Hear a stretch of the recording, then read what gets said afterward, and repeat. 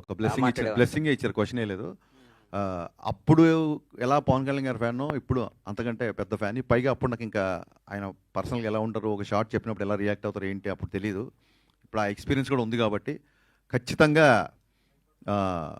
మీరు అనుకున్నదే జరగాలని నేను కూడా కోరుకుంటున్నాను. All the best. Thank you అండి నిశాంత్ గారు, thank you so much. Ganesh గారు ఇక్కడ అన్న ఇది తీన్మార్ సరిగా ఆడని టైంలో నిరాశలో ఉన్నప్పుడు గబ్బర్ సింగ్ సినిమా మీకు పిలిచే అవకాశం ఇచ్చారు. సో అప్పుడు ఏంటి మీ ఫీలింగ్? బల్లెడిగా బా. మీ పేరన్నా? రాజాబాబు. రాజాబాబు గారు, రాజా లాంటి క్వశ్చన్ వేసావు. అందు మంచోడమ్మా, రాజా లాంటి క్వశ్చన్ వేసాడు.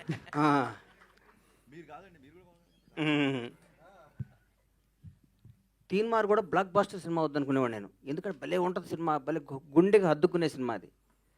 చిన్న మిస్ చేయడం వల్ల మిస్ అయిపోయింది. దాని టైలర్ ఈ రోజు కూడా నిన్న మొన్న సినిమా చూస్తుంటే ఏమో ఈ సినిమా ఎందుకు ఆడలేదని పెద్ద $1 million క్వశ్చన్ నాకు. ఆ తర్వాత ఆ సినిమా ఫీల్ అయ్యి బాగా డిప్రెషన్, నేను బాగుంటే హీరో గారు మాట్లాడుకొని నన్ను పిలిచి, మహానుభావుడు, ఈ సందర్భంగా ఆయన్ని ధన్యవాదాలు చెప్తూ క్షమించమని కోరుతున్నా, మంచి గుర్తు చేశారు నాకు. ఈ అవకాశాన్ని వచ్చిన వార్త ఫస్ట్ చెప్పి మాట్లాడి పెట్టి త్రివిక్రమ్ శ్రీనివాస్ గారు. త్రివిక్రమ్ గారు పొరపాటున ఎవరో ఫ్యాన్ ఫోన్ చేస్తే మనం ఏ మూడ్లో ఉన్నామో నోరు జారటం వల్ల చాలా తప్పు చేశానని ఫీల్ అయ్యాను, చాలా బాధపడిన. తర్వాత ఇద్దరు మాట్లాడుకున్నది వేరే విషయం. కానీ ఈ సందర్భంగా ఆయన క్షమాపణ చెప్పాల్సిన బాధ్యత నాకుంది. నాకు ఈ సినిమా రావటానికి, ఈ సినిమాని గణేష్ హరీష్ శంకర్ డైరెక్టరు, నేను ఫస్ట్ ఆ సినిమా కొన్న నాతోనే కొనిచ్చాడు హీరో గారు. సోను సూద్ తీన్మార్ షూటింగ్ జరుగుతుంటే ఈ గబ్బర్ సింగ్ని దబాంగ్ సినిమా బ్లాక్ బస్టర్ అనేది కొను అని చెప్తే హీరో గారితో మాట్లాడకుండా కొన్న హీరో గారు చేస్తాను, ఆయన సొంతంగా చేసుకుంటాను, హరీష్ శంకర్ డైరెక్షన్ పెట్టుకొని చేసుకుంటాను అన్నారు. మొత్తం ఫోటోషూట్ కూడా అయిపోయింది, గుర్తుందన్నా నీకు? ఫోటోషూట్ కూడా అయిపోయింది, అంతా అయిపోయింది.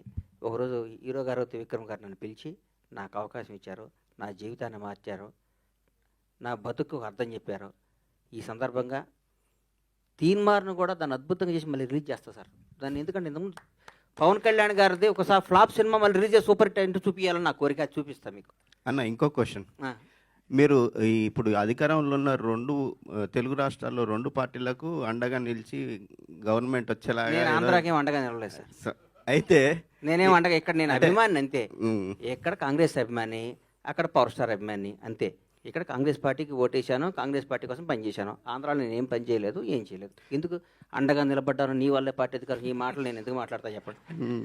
కానీ అంటే నా క్వశ్చన్ ఏంటంటే, మీకు రేవంత్ రెడ్డి గారు ఏదో కీలక పదవి అప్పగించి, నాకు ఏ పదవులు వద్దు నాయన, నీకు దండం పెట్టిన సినిమా తీయాలి.